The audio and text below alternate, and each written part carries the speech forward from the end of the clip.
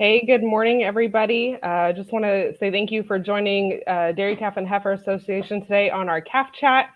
My name is Kiri Yanius. I'm a territory rep for Merck Animal Health and also vice president of the Dairy Calf and Heifer Association. I'd like to welcome Dr. Jonathan Townsend. He provides technical support to U.S. dairy sales and marketing teams. He grew up on a small Jersey dairy farm in Maine and has actively been involved in teaching, clinical service, and extension throughout his career. He received his BS from the University of Maine and his DVM at Auburn University and his PhD at Purdue University after completing a dairy production medicine residency.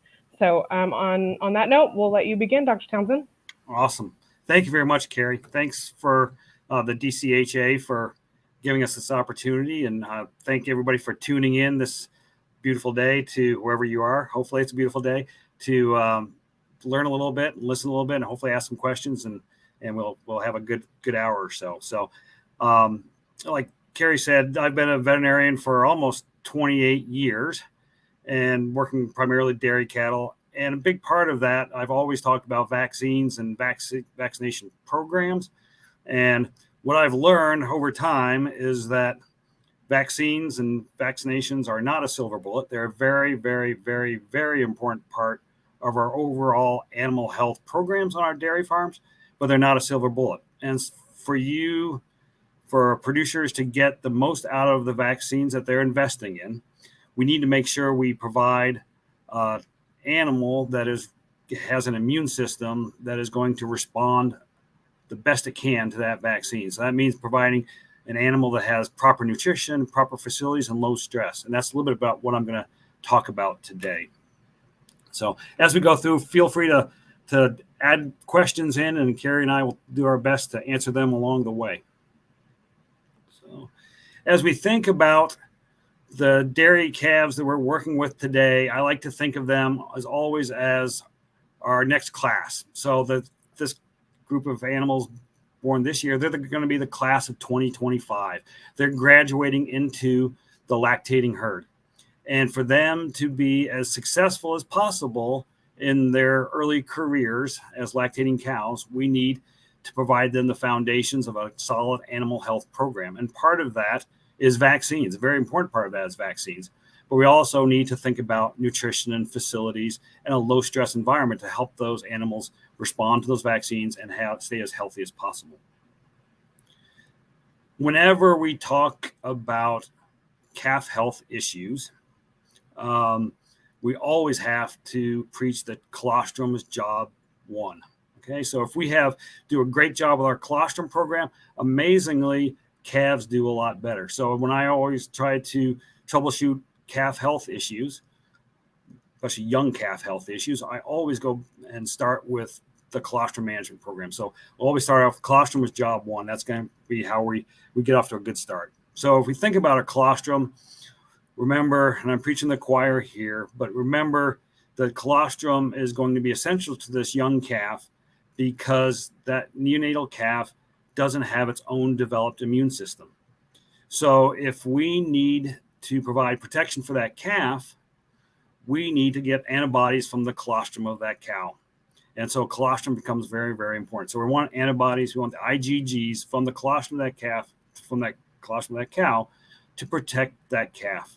And that's going to provide protection for a couple of months, 2 to 3 months. So it's very, very important.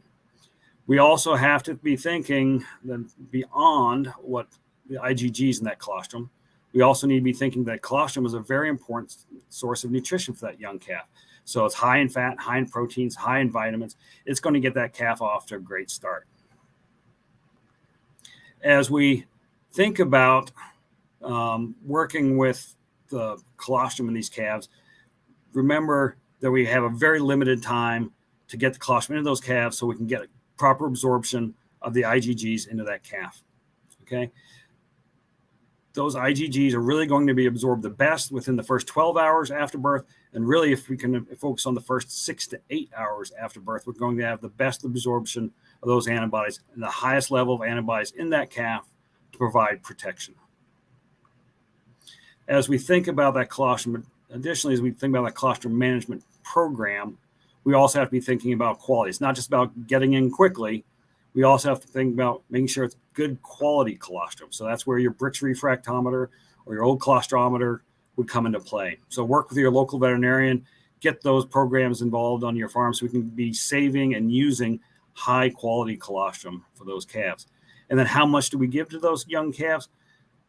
Lots of different recommendations out there, but a lot of times we're talking about for a Holstein or a large breed dairy calf, we're talking about 3 to 4 quarts in the first feeding as soon as possible after birth, and then another 2 quarts in a second feeding 6 to 8 hours after that first feeding. Approximately 10%, 10 to 12% of the body weight of that calf in the form of colostrum needs to be provided in the first 12 hours of birth. Okay, so it all starts with a good colostrum management program.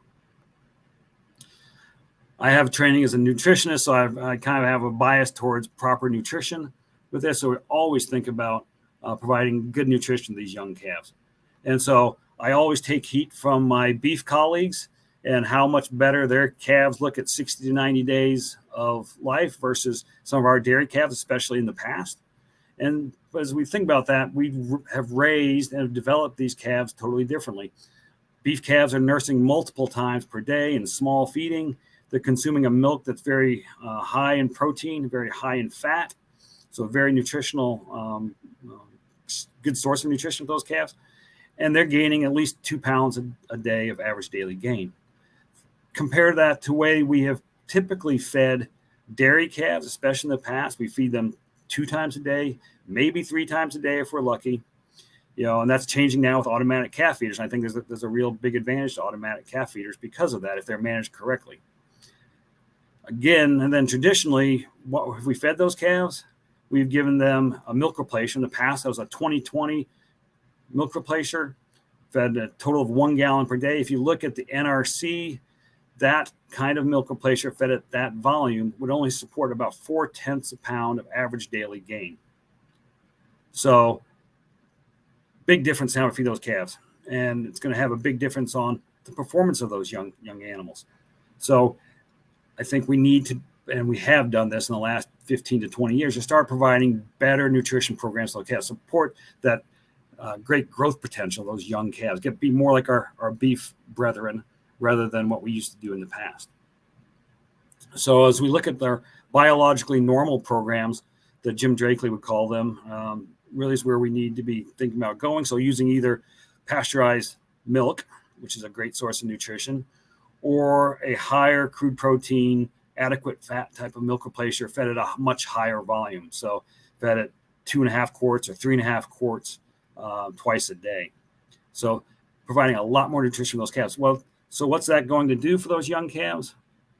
We're going to hopefully be able to reach close to what we target with the DCHA gold standards of 1.7 to 2 pounds a day of average daily gain. So that's great. We're getting faster growth. We're taking advantage of the genetic potential of these young calves, but we're also going to do a lot of other good things. So we're going to, on top of that lean gain, we're also getting the potential for increased milk production, potentially up to 1,000 pounds in that first lactation over herd mates that were not fed the same way. And more importantly, or just as important, I guess, but very important to us today, is better support of calf health and the immune system function in that calf. So as we think about that, what's the interaction between nutrition and calf health? Well, I'll start out just by talking about when a calf is sick, what are the demands on that animal? So when you're sick, when you're running a fever, you're probably not going to feel like eating as much. You're probably going to potentially lose weight because of that. You have also a huge energy and protein demand to support your immune system that's trying to fight off an infection. Think about all the antibodies. Think about the additional white blood cells that are trying to fight off this infection. That's a huge energy and protein demand. So as we convert that into our calves, if you look at a fever or an increase in temperature of about 2.5 to 3.5 degrees in these young calves, that's going to equate to an energy demand in a 100-pound calf that's going to increase by 25 to 30%. So if we go back to our old 2020 milk replacer, that would be about a quarter of a pound of additional milk replacer just to support that immune system. So if you think back to the days and back when I graduated in 95, I'm working in New York, calves that were going through an infection, going through scours, going through a health challenge, they needed additional nutrients. They needed additional energy and protein. But a lot of times farmers were thinking about actually taking them off the milk replacer, taking them off the milk because we didn't want to feed the bacteria in the gut. We gave them, those calves, lots of electrolytes, but no nutrition. And so those calves suffered horribly and almost killed with kindness as we were trying to keep them hydrated, but they needed the calories and the protein to support that immune system. So it's always really, really important to support that immune system with lots of energy, lots of protein. And if we do a good job with our nutrition program early in the life of that calf, we build up the reserves of energy. We build up body fat. We build up protein in those calves that they can draw on when they go through a health challenge. So nutrition is intimately related to the performance of the immune system and the health of that calf. Okay. Beyond that, we've gone off the good base. We've gone colostrum. We've gone a good nutrition program now. We also have to be thinking about the environment those calves are kept in. Okay, so facilities are hugely important. And we've gotten a lot better in the last 20 years from what I saw when I first came out and practiced to what I see now. So lots of different types of facilities, lots of different ways to raise calves and raise calves well. But what they all have in common is good ventilation, okay, and the calves' ability to stay dry and fairly out of drafts, okay. So that's the really important part of this, is keeping the dry calf, keeping the calf dry, keeping the calf out of drafts, and then providing enough nutrition to keep it warm. And then providing in the wintertime, in colder climates, we may need to think about more bedding. We may need to think about calf jackets, all those types of things to help with dealing with cold stress. But lots of different ways to properly raise calves. And all those photos that you see in that slide are places that I have visited. Obviously, a lot better than the old converted tie stall barn where calves are running around with poor ventilation. Those kind of facilities, while they can be converted into a good facility, most of the time when I see them, the ventilation is not good enough, and we're going to run into problems, going to run into stress for those calves because they're being exposed to high levels of respiratory pathogens. So if we think about Dr. Townsend, yes, what about in heat stress? Many of the country is dealing with heat right now. So what can we do when we're dealing with heat instead of cold? Great question, Carrie. So right now, especially like here in Indiana today, we're going to have feels like temperatures of over 100 degrees with the humidity and temperature that we've got. Obviously, trying to keep calves in shade is important. That's if you look through the research, that's a big part. It can potentially lower the microenvironment by 4 to 5 degrees, depending on the degree of shade cloth that's used. A lot of times like a 80% shade cloth. So if they're in a barn, you don't have to worry about the shade as much. Then we need to be thinking about ventilation. Then we need to be thinking about air exchange, potentially having normal air exchange, but also additional fans to keep air moving. We could think about having in a drier environment, you could have where we actually kind of cool the air, and with misters, not actually wetting the calves down, but actually the really fine aerosol spray mist that would actually help cool the air. Those would be very potentially useful as well. Beyond that, then we're going to look at making sure the calf has adequate water in front of it at all times, and potentially providing electrolytes in those water sources as well to provide kind of a replacement electrolytes for what the calf might lose during the times of heat stress. And soon enough, will be times of cold stress too. So we'll have to deal with that soon enough. And one thing on the cold stress that I should have mentioned, what I always try to bring up, is that young calves go through cold stress at very what we call moderate temperatures. So a calf less than 21 days of age is going to experience cold stress at temperatures below 60 degrees Fahrenheit. So when it feels just kind of cool to us, it's really having a real major effect on those young calves. So both heat stress and cold stress are really going to be huge variables that might play a role in the calf health and potentially the calf immune system function. Does that help, Carrie?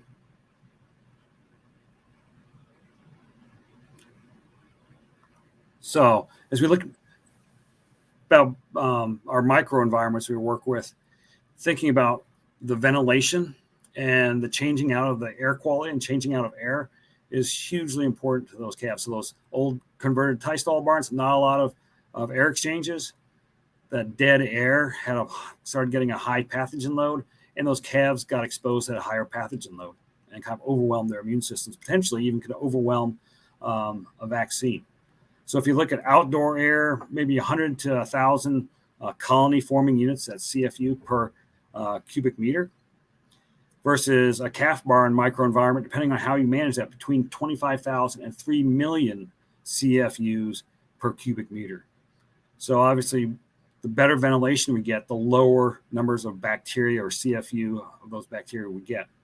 So it's very important. Again, that's just going to be part of the overall health challenge of an animal. If we can lower the pathogen load, lower the exposure of those calves to harmful pathogens, the better off they'll be, the healthier they are, and actually the more responsive to our vaccines they'll be.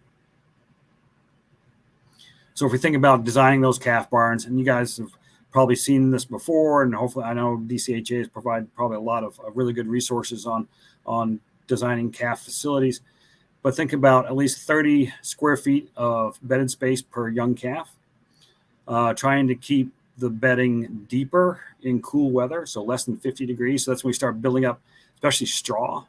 Those calves can kind of dig down in that straw and kind of nest in there, so we have those nesting scores. Think about having drainage below the bedding. Again, keeping calves dry is hugely important. Then provide all that natural ventilation that we can with then supplemental positive pressure, supplemental ventilation, and some additional fans if necessary. Dr. Townsend, what's Yes. your opinion on paired versus individual housing? Great question. So, so paired versus individual housing. It's changed over my veterinary career. So when I graduated in 95, we were always kept calves separately. That was the kind of the gold standards. We kept calves separate because we wanted to have biosecurity. It was trying to cut down the risk of disease spreading from animal to animal. So if we didn't have them in a group, well, then we cut down the disease spread risk. There's a lot of good research now that would encourage at least paired or larger groups, if managed correctly, because of the social effects, the positive social effects with our young calves. So I would, if you can look at a way of housing calves together in a group of two, and then you expand that into larger groups over time, I would be supportive of that. Again, you have to manage that correctly and provide enough adequate space and proper ventilation. But there's a lot of really good evidence that would support pairing calves together now, and just from the social effect. Remember, we forget this at times. If we just think about what nature is trying to show us, is that calves and cows are herd animals.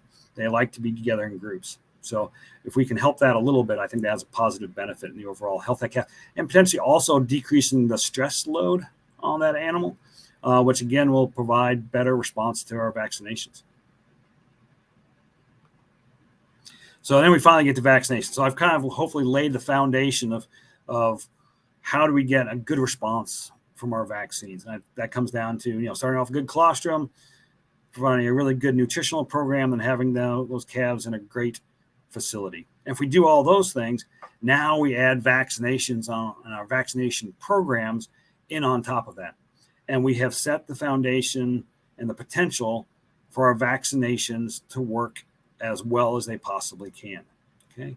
So as we think about that, I go with my disclaimer from the USDA. So products are shown to be effective in healthy animals. So we're talking about vaccines. A protective immune response may not be elicited if animals are incubating an infectious disease, are malnourished or parasitized, are stressed due to shipment or environmental conditions, are otherwise immunocompromised, or the vaccine is administered in accordance, is not administered in accordance with label directions. Let's go to all the things I've already kind of mentioned to start this talk off. So if we take care of all those things, now our vaccines are going to give us the best chance of working, and we'll get the return on the investment that you're expecting from your vaccines. Some thoughts on vaccines, and actually, unfortunately, over the last couple of years, we've all been exposed to more immunology and vaccinology than we probably ever wanted to be. But big thing to take home is that, remember, the vaccines are not 100% efficacious or efficient. Okay, so just because you immunize that calf or you vaccinate that calf does not necessarily mean that it's going to get a protective response. So there are some animals that will not respond, and that's going to be affected somewhat by stress and environmental conditions and nutritional status. But there's just going to be a part of the population that won't respond, and that just has to come as part of the territory. The animal physiological state can have an effect on that response. So again, when we talk about a sick animal that is in a negative energy balance, is not going to have the ability of the immune system to respond as we would like it to. Okay, so that's going to affect that vaccine response. Remember, the vaccinations in cattle are looking to provide herd immunity, and really this is what we do for humans as well. For any species of animal that we do vaccinations, we're looking to provide herd immunity. We realize that not every vaccine is going to work, not every calf is going to respond with a protective response. But if we have 95% of them respond with a good protective response, or even 90% potentially, that overall that herd is going to be protected. That animal that doesn't respond is going to be a much lower risk because it's surrounded by animals that are protected. And so those animals that are protected are kind of going to keep the pathogens at a low level and kind of protect that animal that doesn't respond as well. Okay. And then always we have to talk about this. We'll mention this a little bit later too, that those vaccines must be administered correctly. So follow label directions, mix them up properly if they need to be mixed, administer them properly. On a day like this in Indiana when it's 90 degrees and whatever percent humidity is feeling like 100, probably not a good day to administer those vaccines. It's going to be hard to keep them cool. Cows are going to be stressed. I'd wait till a different day. So think about how we administer those vaccines correctly. One thing is a terminology that I'll throw out to you that's kind of interesting to me that I've come up with the last few years is we talk about efficacy. So we typically, what's the efficacy of that vaccine? Well, that really just looks at an immunological response. So a lot of times that means a change in antibody levels. So a change in titer. So we've seen a response. We have a higher level of antibodies. Well, what we're really thinking about now in our vaccines is the efficiency of those vaccines. So that's the ability of the vaccination to result in improved clinical health and performance. And that's really what you want to see on your farm. Higher levels of antibodies, hey, that sounds great in a research paper, but what's important to you on the farm is the efficiency. We want to make sure that we're getting the response that we want in the majority of animals, that we're getting improved clinical health and performance. And so the efficiency is the ability of that vaccine to provide that improved clinical health and performance. And that's going to be an important thing to think about. In the future, here I'll mention a little bit, but also as you go through the next few years, think about the efficiency of that vaccine. Ask your veterinarian about those and ask what's the data behind your vaccines to decrease clinical disease. This slide I realize is way too small for you to see, but what I was just trying to bring out here is that a vaccine response, immunological response to a vaccine is very complex. All these interactions go on, can have either a positive or a negative response on that vaccine. Okay, so if you have higher stress, you have higher bacterial numbers, all those things will decrease the vaccine response and the vaccine efficiency. And so it's all these factors are interrelated, and we've just brought up a few of them. So we've talked about nutrition and facilities, but think about all the other things from day-to-day basis that are affecting those vaccine responses. And so if we do the best to control these as well as possible by providing good nutrition, by providing a good facility, by not vaccinating on a 100-degree day, by providing shade for those calves, all those things, that will increase the positive response to our vaccines, and you'll be a lot happier and with your return on your investment for those vaccines. Okay. So as we think about the types of vaccines that we're going to use, especially in our young dairy calves, really what we're looking at are two different modes of administering those vaccines, either intranasal or injectable or parenteral vaccines. So then the intranasal vaccines have become much more important as a part of our vaccination programs in our young calves over the last 20 years. We've had them before, but they've become much more important and much more big factor, large factor in the health and vaccination programs of those very young calves. So the nice thing about intranasals is that they can provide immunity in the face of maternal antibodies.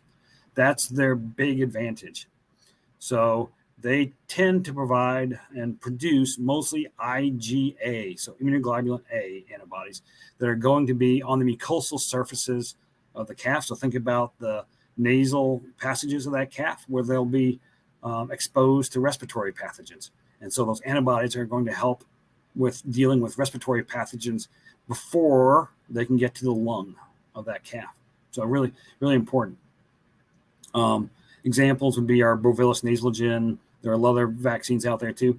Again, really focused primarily on respiratory pathogens. On the other side, we have the injectable vaccines, so the parenteral vaccines. They're what you tend to think about when we think about vaccinating. Most common vaccines probably, they're maybe less efficacious in the face of maternal immunity. And we'll talk a little bit more about that. They're focused on a lot more of the other pathogens beyond respiratory. So they are focused on respiratory pathogens, but also we use a lot of our injectable vaccines for providing protection against some of the reproductive pathogens like BVD. We could use them to improve bodies in that colostrum for rotavirus and coronavirus and E. coli. We look at clostridial vaccines. Look, lots of different types of vaccines out there that are injectable. So as we look at the injectable vaccines, again, maybe less efficacious in the face of maternal immunity, primarily focused on respiratory and reproductive pathogens. Again, so if we think about IBR, PI3, BRSV, BVD, coronavirus, rotavirus, those type of things. As we also think about injectable vaccines, we tend to divide them out by either killed or modified live. And that's kind of the form of the pathogen that's going to be the antigen that's going to stimulate the immune system. So modified lives, the pathogen, so let's think about a virus. So let's say BVD. The pathogen has been attenuated. The virus has been attenuated, so modified. So it can replicate and stimulate immunity, but will not cause disease. So it's safe in that, and then it probably stimulates the immune system very well because of that. Because of that good stimulation of the immune system, the immunity from a modified live vaccine tends to also provide longer lasting immunity versus our killed vaccines, and provides a broader immunity. So it's not just antibodies, but it also goes for cell-mediated immunity. So some of the killer white blood cells and those type of things that will provide protection to that calf. So very important part. We tend to focus on our modified live vaccines, especially our young animals, if at all potential, if all possible. Vaccine or killed vaccines still provide a very important role within our vaccination programs because the pathogens in killed vaccines have been completely inactivated. They will stimulate the immune system. The little antigenic parts of that pathogen will stimulate the immune system, but they can't replicate. Okay, so it's much lower pathogen load in that animal. They're also, because of that, they tend to be more stable in storage. You can have a constituted form of the vaccine. You don't have to reconstitute those killed vaccines, and potentially safer. Now, that's kind of debatable at this point in our modified live vaccines in the past. Potentially had some issues, might have been, especially in pregnant cows. You want to be careful about the use of modified live vaccines in pregnant cows. versus if you had a pregnant cow, you'd always use a killed vaccine. Those kind of that area has kind of become a little more gray now. There are a lot of modified live vaccines that, if used properly, can be used safely in a pregnant cow. But historically, killed vaccines have been safer to use. So if you have a question about safety, about the animal, about potentially an abortion or anything like that, your veterinarian can guide you on those questions. But that's where a killed vaccine potentially still fits into our vaccination program. Again, in our young calves, we're probably going to look primarily at a modified live vaccine because we're looking about trying to stimulate the immune system very well, trying to get a long duration of immunity, and trying to get more than just antibodies in those calves, trying to get a broader immunity. And this goes back to where our drawback with our injectable vaccines and parenteral vaccines. So again, I preach colostrum. Colostrum is very, very, very, very important to the overall health of this young calf. But with our colostrum, remember, we get those antibodies. And so at birth, we get the absorption of the colostrum. You'll see passive immunity. You'll see these antibodies. Well, that's great. We're getting protection of the calf. But for those first couple of months after that, 2 to 3 months probably, where that calf's immune system is not going to become active or active to the degree that's going to provide enough protection for that calf. So we have, by 2 to 3 months out, now the antibodies have waned from that colostral source of antibodies. And now those young calves, their immune system's developing, they're going to respond to those injectable vaccines. And so that's where we think about trying to provide really good colostrum and then vaccinating at several months of age, depending on the vaccine, and again, in consultation with your local veterinarian to come up with a good vaccination program. That's kind of what we're looking at doing. But that's, again, why our injectable vaccines aren't going to be as effective if we use them in a week-old calf. So what do we do to help fill that gap? That's where the intranasals have come in, especially on the respiratory pathogens. So while we're waiting for that immune system to develop and respond to that parenteral vaccine, we can provide protection with our intranasal vaccine.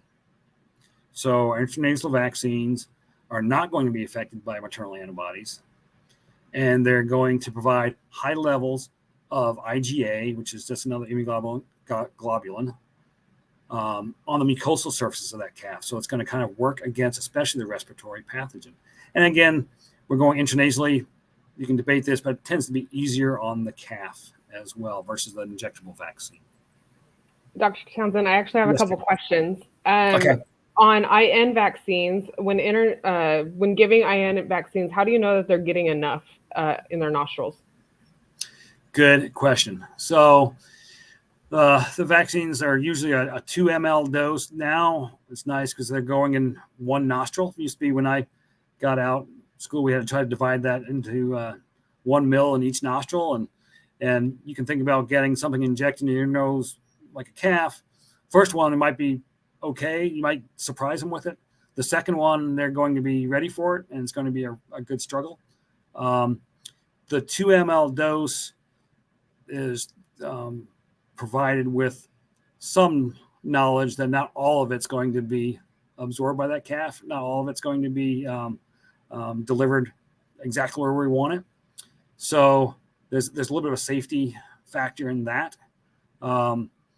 Beyond that, the proper restraint, and then probably using several of our companies now provide cannulas that will mist the vaccine a little bit better. And so it gets administered a little bit farther back in the nose, and it's more a fine mist. So it's not just a liquid that's going to potentially leak out when the calf tips its head down. Tough to say exactly how much. Again, the more you can get that cannula into the nose, properly into the nose of that calf, and deliver it as deeply as possible into the nose of that calf, the better off we'll be. One of the things that one of our intranasal vaccine has a blue dye to it, so you can see which calf you've done and potentially don't miss one. So that's kind of a nice factor. But for this is really the volume of getting in there. Again, proper restraint, getting those intranasal cannulas that missed, and getting those cannulas placed back as far in the nose as possible. Good restraint really helps with that. And then doing it obviously when they're young is going to be. You can use intranasals in any age of animal, but it's a lot easier when they're small versus a cow that's going to a show. There's actually a picture of a cannula in this picture that's on your slide at the moment. Yes. And another question, since you're talking about age, is there a recommended age to start injectable versus intranasal vaccines? So it's going to be a general age. So the intranasals are going to be by label, be 7 days of age.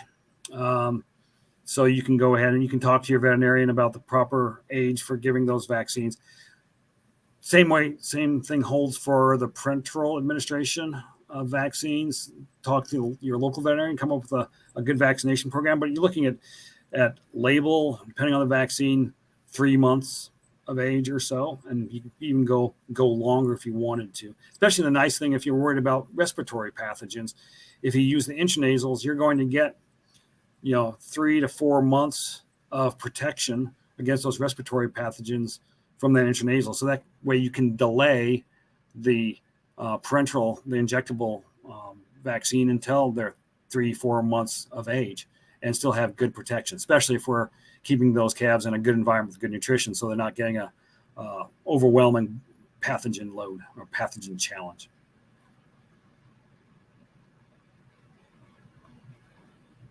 So the benefits, again, of a successful intranasal vaccination, again, relatively rapid. So within a few days, you have good immune protection. Depending on which vaccine you use, there may be some interferon produced. So interferon is a generalized antiviral component, part of the immune system. So it provides some generalized immune system protection against viruses. And it's not specific for us, it's not specific just for BRSV or PI3 or IBR, but it's kind of generalized against all viruses. We get a secretory IgA response. So that's the antibodies that are going to be on the mucosal surfaces of that calf.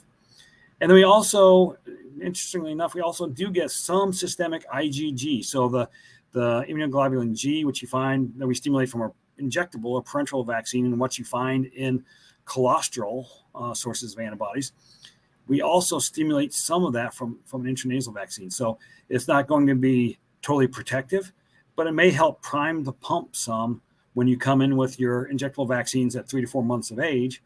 You may get a better response from those injectable vaccines than you would have if you had never given an intranasal vaccine in that young calf. So nice benefits from the intranasal vaccine. And I can't stress enough the importance of intranasal vaccines in our young calf programs now, and where they've helped to fit in the gap, but in that young calf as those maternal antibodies were going down, but we didn't have protection yet from injectable vaccines. So how do intranasal vaccines work? Again, the mucosal surface of the nasal cavity where we're injecting those intranasal vaccines is a large processing area for antigens. So large absorption, very good absorption response from that intranasal vaccine. We get really good viral replication to get the mass that we need to activate some dendritic cells. And dendritic cells are just part of the immune system. They drain to the local lymph node, and then they interact with beta or B and T cells, which are part of the immune system that help provide that adaptation of the immune response. Okay, so B and T cells, so you're getting antibodies, you're getting killer T cells, you're getting all these things that work against pathogens. And so it's good, because of that huge surface area of that mucosal tissue within the nose, we're getting really good absorption, really good stimulation of the immune system for those young calves. So that's kind of everything about intranasals and and injectable vaccines. We also, I always talk about proper vaccine and also medications overall, handling of those vaccines properly, because as a vaccine manufacturer, we've gone through, follow good quality control, do our job to get them packaged correctly, shipped correctly, stored correctly, all those things to get to you. We'd hate to have something happen to those vaccines in the last step of their life. We want to make sure those vaccines get delivered properly to that calf and make sure they are active vaccines.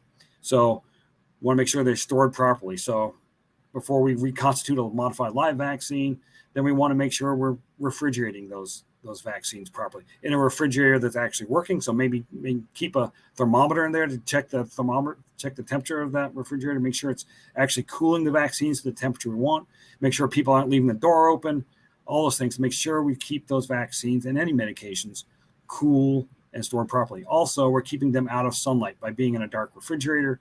We're keeping those vaccines out of sunlight. UV light can potentially inactivate, so especially our modified live vaccines. Only mix up what you're going to use the next 1 to 2 hours. And then when we mix those up, we want to make sure we mix with just gentle swirling, not harsh agitation that can potentially damage some of the energetic parts of that vaccine. We want to keep the vaccine cool. We don't just keep it cool in the refrigerator. We also want to keep it cool while working with the cattle. So if you've seen, there kind of like cooler boxes where you can, if you're using a multi-dose syringe, you can have an ice pack down in those cooler boxes. You have a couple holes drilled into the lid of that cooler box, and you can store your multi-dose syringes down in those holes close to the cold pack while you're working cows. So you're keeping the vaccine as cool as possible while you're working with those cows. Never ever stick a used needle in a bottle, whether it's a medication or a vaccine. We don't want to contaminate whatever's in that bottle by using a used needle and going back to that rubber stopper. Never ever use a used needle. You always use a new needle. Maybe just leave a needle in there to be your transfer needle, but don't put a used needle and contaminate whatever is in that bottle. Change out needles frequently. So perfect world, we'd change out needles after every animal. I realize that I don't live in a perfect world, but change them out as frequently as possible. The closer you can get to one per cow, the better. It's a lot easier on the animal.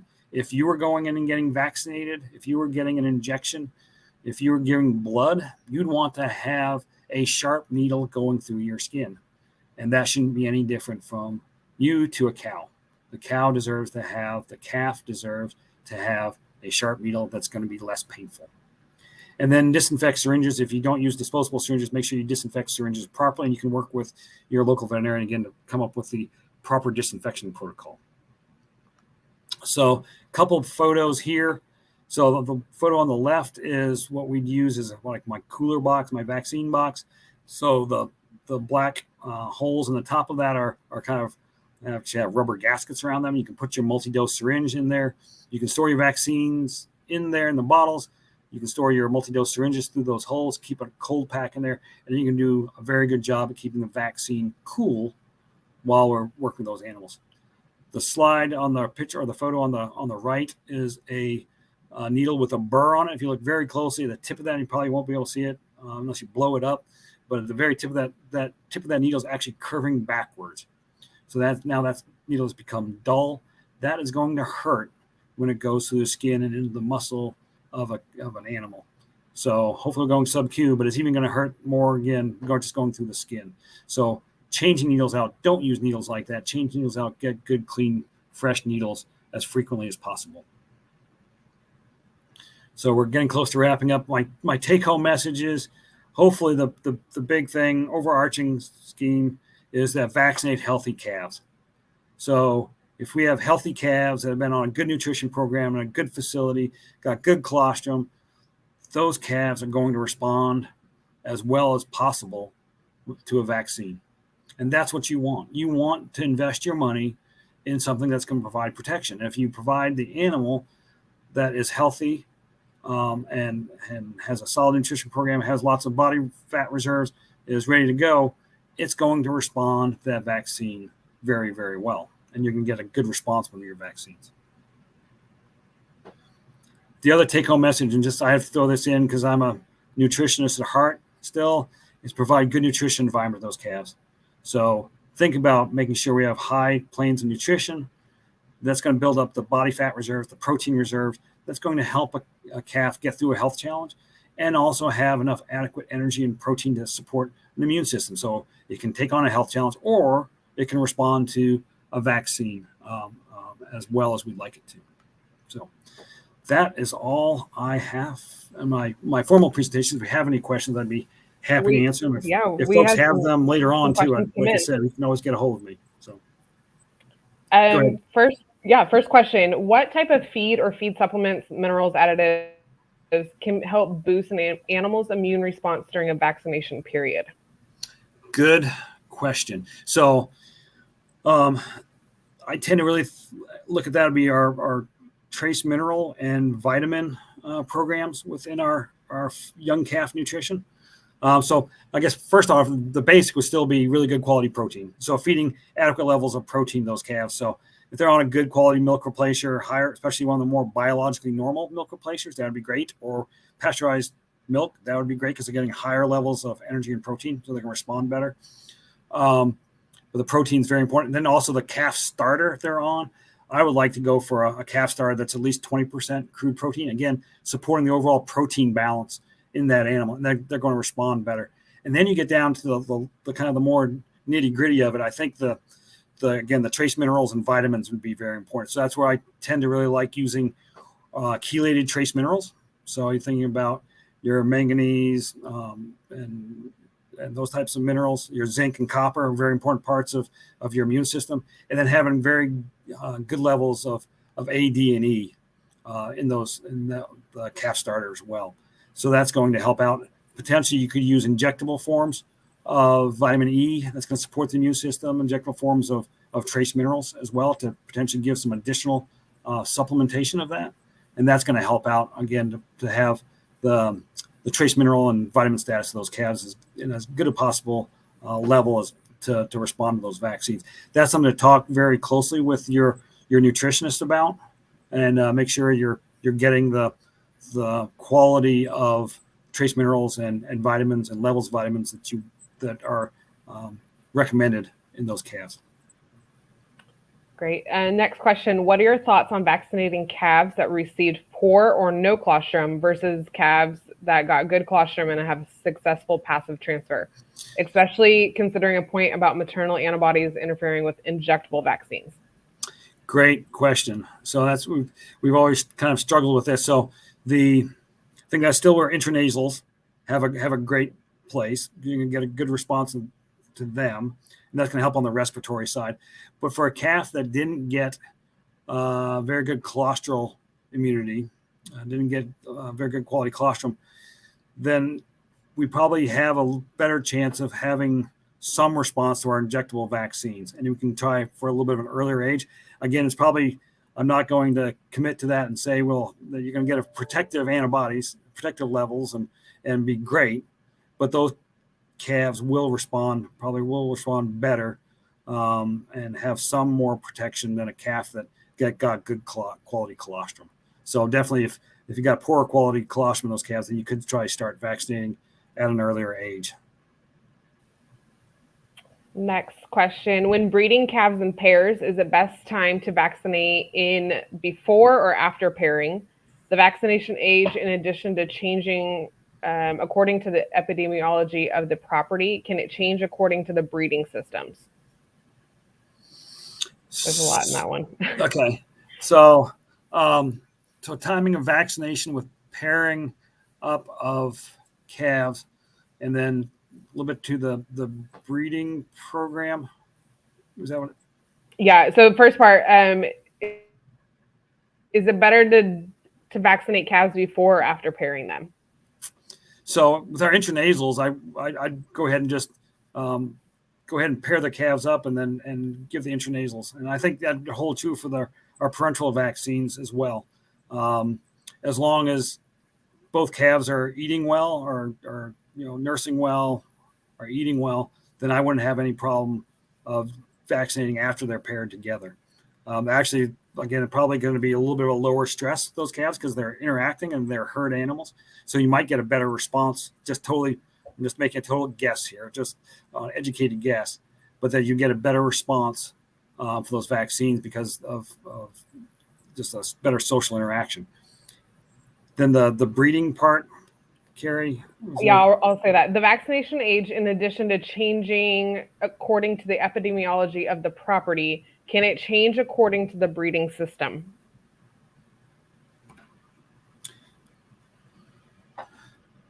Okay. So, I think Our vaccination programs are always going to be very specific for every farm. We come up with our basic programs, but they change based for every individual farm. So the thing about breeding programs, you're thinking about having more seasonal calving type of situations, or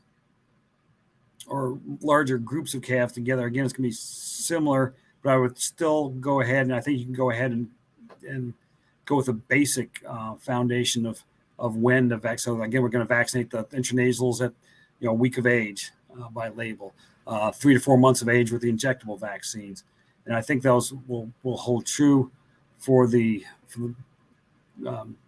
regardless of breeding system of management system. The thing to think about a little bit too is, again, as we think about preparing that breeding herd, that's where I like the modified lives, is that we get a good foundation with modified live at 3 to 4 months of age, maybe another dose of a modified live before they go to the breeding group, and then those animals really ought to be protected until they calve in and their first lactation at 2 years of age. So I'm not sure if I totally answered that correctly, but I tried. As far as scours vaccines and scours prevention goes, is there a good age and time to start helping with that? Yes, great question. So it depends on how you want to attack a scours problem. I would tend to focus on colostrum quality first, and so we can manage that through using basically our scours vaccines in the late lactation cows and dry cows, and that's where I'd start off. And so it depends on the label, it depends on the vaccine.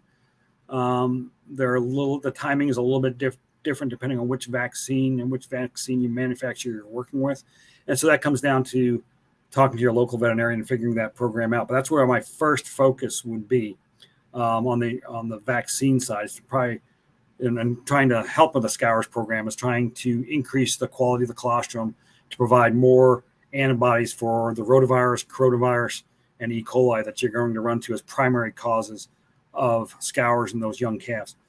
Beyond that, if you still have problems after a program like that, and after looking at proper nutrition and facilities and disinfection and all those things, that's when I come into a post or young calf type program, and probably providing oral products that actually deliver antibodies to those calves that are specific for scours. And you can talk with your local veterinarian too about those. My first focus would be on trying to improve colostrum quality through a cow vaccination program. But again, there's also if that's still not doing it, then I would look at the oral antibody type products in those young calves delivered at the time of birth. Can you give some examples of vaccines that are intranasal? So the intranasal, so for Merck, we have Nasogen 3 and Nasogen 3 PMH. Nasogen 3 has IBR, PI3, and BRSV, so the viral causes of respiratory disease.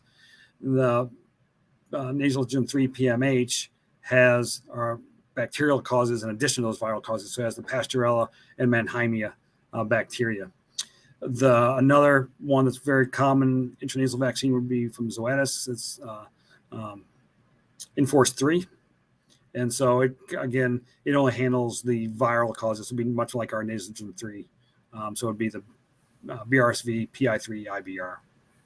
Those would be probably the two largest, the most common intranasal vaccines. You can see the Enforce 3, or from us and Merck would be Nasogen 3, Nasogen 3 PMH. To vaccinate or not to vaccinate animals with intranasal vaccines that have diarrhea? Good question. I would go ahead. So I'm going to step on a branch here. So the question is to vaccinate or not vaccinate a calf with scours. I would tend to vaccinate a calf with scours because there are lots of different causes of scours, and it kind of depend on how the calf is doing. So if the temperature is normal, appetite is normal, they're bright and alert but are loose, then I feel good about the overall health of that calf, and I think they would respond to an intranasal vaccine fairly well. Some of the injectable vaccines, especially bacterial injectable vaccines, are going to be a little more stressful, so I would hold off on those. But an intranasal, I would tend to be okay with vaccinating that calf that has scours. Again, lots of different causes of scours. Some of it can be just nutritional, or very just mild inflammation of the gut. So, in just thinking about that, again, I'm going to let the calf speak to me. We always tend to forget about that. We get too scientific about stuff. Sometimes the animal, if you just stop and listen and let the animal try to tell you something, they'll actually tell you if you're listening well enough. And so if I see a calf that's bright and alert and eating well, I'd go ahead. If you see one that's depressed, ears down, not suckling as well as you'd like, all those things, I would hold off. I'd hold off any vaccine at that point, just to make sure they're going to respond as well as possible. I've got time for just a couple more. What would be the best place to inject an IM vaccine? Neck, tail, rump? What are your thoughts? So by BQA, so beef quality assurance, and our recommendation, if you have to go with an IM injection, then always go with the neck. I realize that's a little more difficult spot to find, but work with your veterinarian to get trained on that. That's going to be the recommended location of all IM injections versus into the rump or hind leg because of meat quality assurance, beef quality assurance. That's why we also, if at all possible, like to try to use vaccines that are, if the injectable vaccines that are labeled to go subcutaneously, because then we don't have to worry about that. But if you have one that has to go IM, then try to go for the neck. Great. And I think we have time for just this last question. This is in regards to a previous question. What do you think of additives based on plant extracts? We've heard about them. We're not sure about them. Good question. So additives based on different types of extracts to try to improve overall health and immune system response. I'm going to plead some ignorance and say I haven't seen enough data. Not saying that they don't work. I just haven't seen enough peer-reviewed data to support them. If you can find the peer-reviewed data to support the use of an additive and it is at a reasonable cost and you can trial it and try it out and see if you get a response, then I have no qualms about it. I worry about there are some additives that don't have any good research behind them that are expensive, and I'm not sure you're getting your money's worth from those kind of additives. But that's something to work with your nutritionist on, and then obviously ask for the data. Talk to your veterinarian. Try to get the data behind those additives. Make sure they're going to be worth your money. So, wish I could answer that better, but again, we just haven't seen there's limited data out there right now for many of those additives. Awesome. Well, we are actually a minute over the top of the hour. And so I just want to thank you, Dr. Townsend, for taking time today to talk to us about vaccines. And on behalf of Merck Animal Health and DCHA, we want to just thank everybody for joining in on our presentation today and hope you guys have a great rest of the day. Thanks. Thank you, Carrie. Thanks to DCHA. Appreciate it.